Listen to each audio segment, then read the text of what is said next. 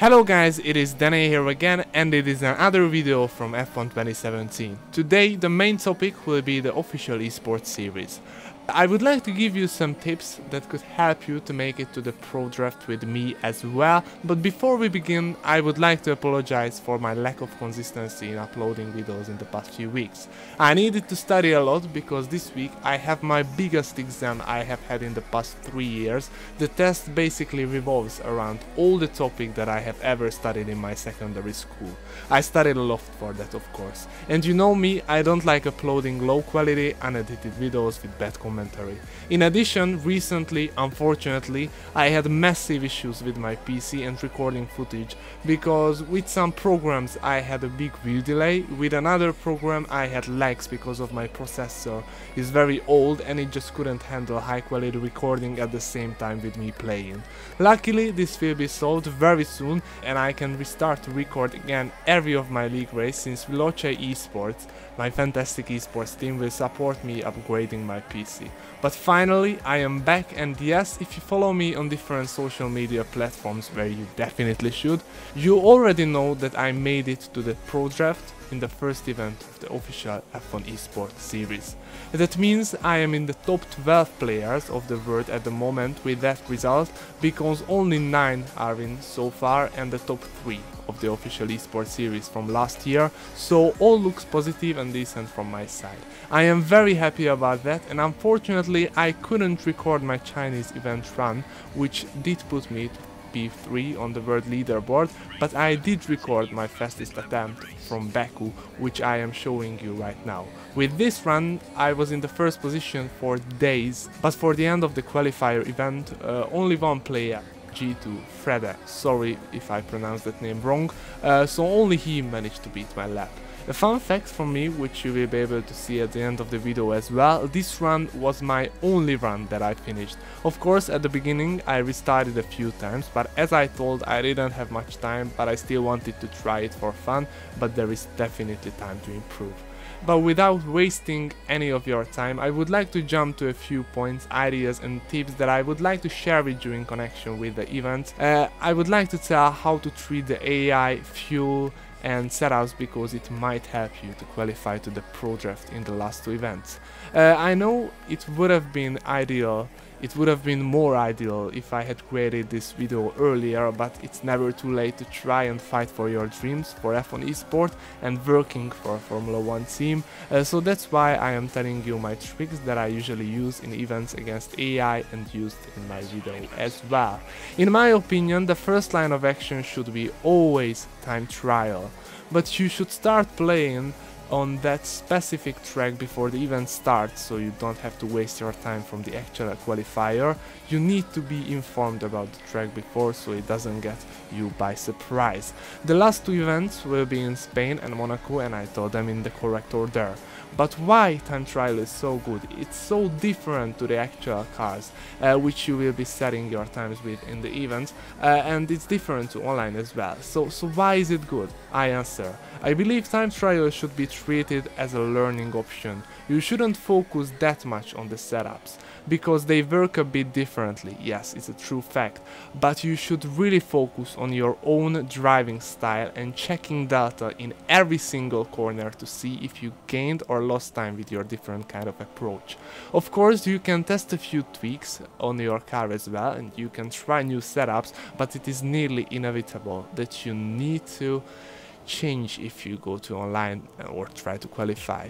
So you learn the track and there is green light to the event. What to do next? I believe your second line of action should be to complete a full or nearly a full run cautiously in rich fuel mixture.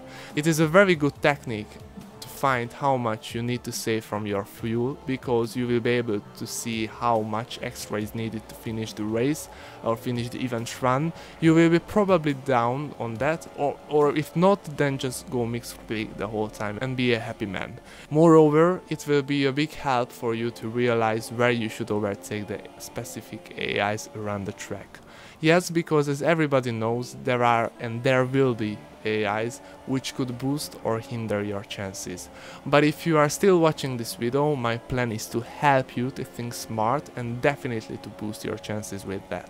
There are two common mistakes that most of the players do against the AI. First, you overtake the AI too early with a dive bomb and you actually lose more time compared if you stayed patient. Second, you are not creative at all, wait for ages, complete full corners, sectors into turbulent air and lose time because of that. Come on mate, this is a game that you can restart unlimited times, so try to be creative and be broad and minded, so don't just stick to your first thoughts.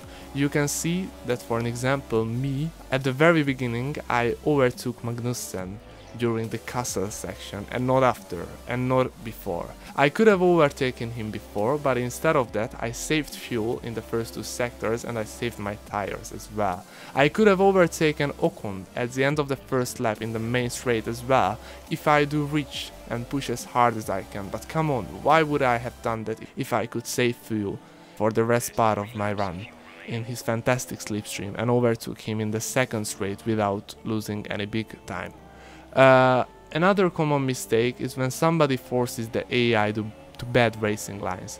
Sometimes AI defends unnecessarily. If you are too close or you are in a distance that the program has some kind of allergic reaction to, the AI maybe go to a defensive line, which will lose time for you and for him as well. So try to be smart and keep the distances that you have planned and don't go and push randomly.